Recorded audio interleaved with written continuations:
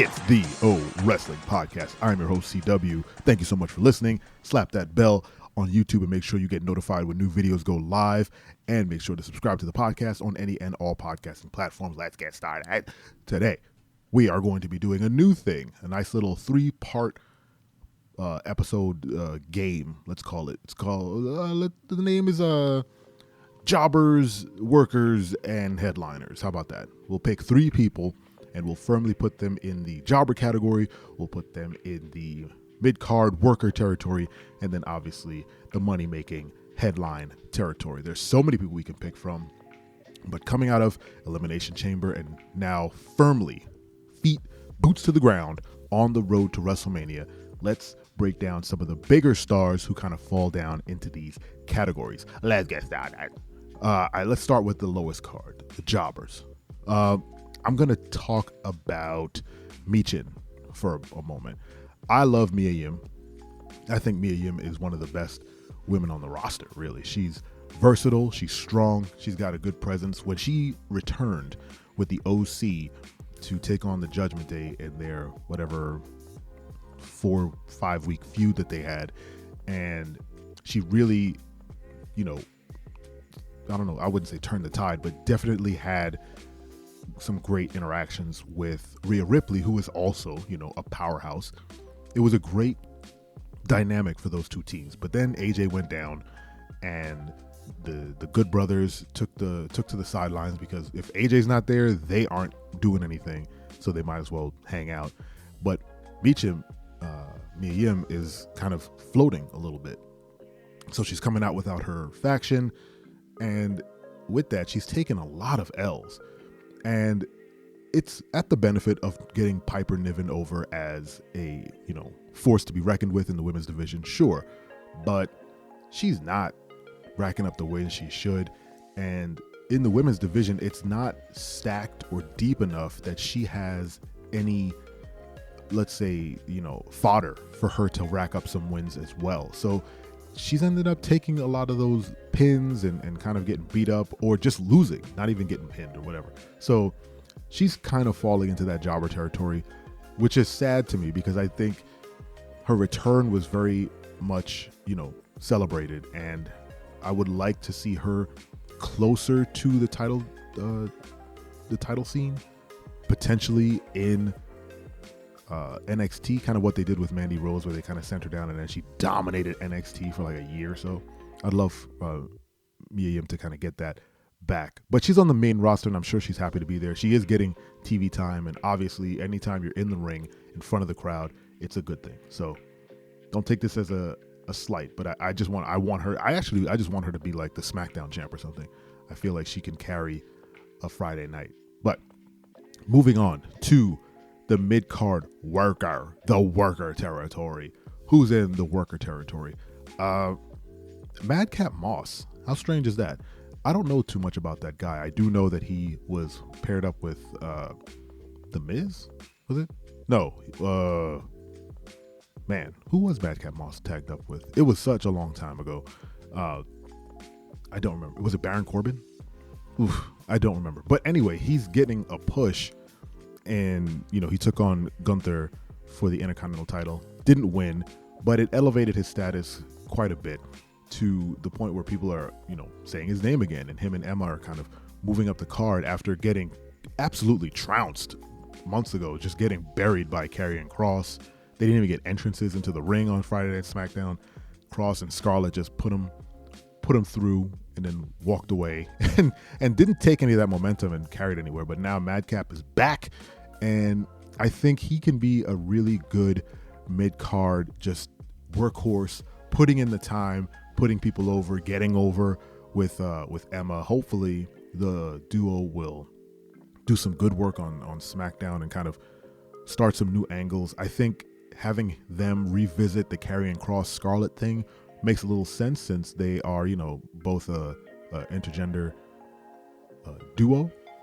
And given that Karrion Kross's sort of vendetta against Rey Mysterio makes no sense, even though his promos are still top notch with the legend, especially when he said that he wanted kids until he saw how Dominic treats Rey, and then he was like, I rethought that. That's great. That's a great take. That's such a real promo. So it landed. It's funny. But having Madcap kind of try and get some revenge on Karrion after he buried him would be great. And honestly, Madcap is such a strange character to begin with. I'm waiting to see where his character goes, but he can put in the work, and they obviously are backing him because he's, getting pushed to take on, Intercontinental champions. And at this point, after the Royal Rumble, Gunther is a made man. He can make anybody in a match. So if you'd have a good match with Gunther / Walter / the Intercontinental champion, you're probably on your way. And again, I don't think it's a bad thing to elevate these people. They need people in the company who are just like solid, like Intercontinental champion chasers, right? That's why we still need maybe one more title for the men's division, and definitely another title for the women's division. And finally, in our top spot, the headliners, the top of the top, the tippy top, we're going with Austin Theory. What? Austin Theory, huh? What? Austin Theory has had such a fantastic run since summer of last year, where he lost the title. He lost the Money in the Bank briefcase, and everyone called him lame and whatnot. And it was honestly the best thing for him. Now he's got the U.S. title. He won the Elimination Chamber. He won it in the heelest way possible, with Logan Paul helping out and kind of curb stomping Seth Rollins, but he won nonetheless. And it just elevates him to the spot where I think he was originally supposed to be. I like the road that they took with Austin Theory to get him where he needed to be, which was they had to crush him and then build him back up. They needed a traditional heel, and he wasn't a traditional heel. He was a very golden boy type heel, where they were like, oh, we're giving you the whole world, even though you're not, doing anything to kind of earn it. That's, the sentiment that people were getting through the storyline, because he was paired up with Vince. But now he's been through the ringer. They literally crushed everything about his character from before. They took his selfie stick away. He's not doing any of those things anymore. They were like, no, you're gonna be the shit heel. You're gonna be the guy who will win no matter what. He'll be smarmy and smug, but you don't need a cell phone. And I loved that they kind of broke down his character to build him back up. And now, coming out of Elimination Chamber, he has so much momentum to go into Wrestlemania and put on a fantastic match. And kudos to Triple H for making these workhorse titles, the U.S. title and Intercontinental title, matter so much more.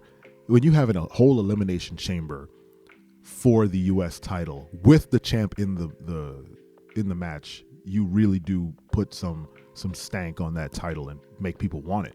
So coming out of that Elimination Chamber with Montez Ford going nuts, and now with Seth Rollins firmly in a Logan Paul program for WrestleMania, I'm interested to see who's going to step up and take on Austin Theory at Mania. Hopefully he gets to have his Mania moment.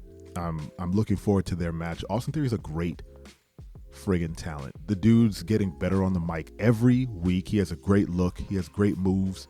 He's strong. He can cut a great promo. I think he makes a fantastic heel. I think he would make an interesting face down the line somewhere, but not now. I think he's just learning his whole heel shtick, and hopefully he gets a really good opponent that'll help build some cool WrestleMania moments. Is it Edge? Is it Bobby Lashley again? Is it, I don't know. Who do you think he's going to wrestle at WrestleMania? I didn't see any news about who he's going to take on, but he's definitely headliner material, and maybe they'll have like a U.S. title versus Intercontinental title match, and Gunther can bury his ass too. What do you guys think of our new jobber worker headliner breakdown? Let me know in the comments. I appreciate everything you say. I'll get to every comment if you leave one. Thank you so much for listening. Hit the bell, subscribe, tell your mom about the podcast, and don't you ever forget, I'm your friend, but if I ever see you in the ring, I can beat you. Don't you know? Yeah, yeah, yeah.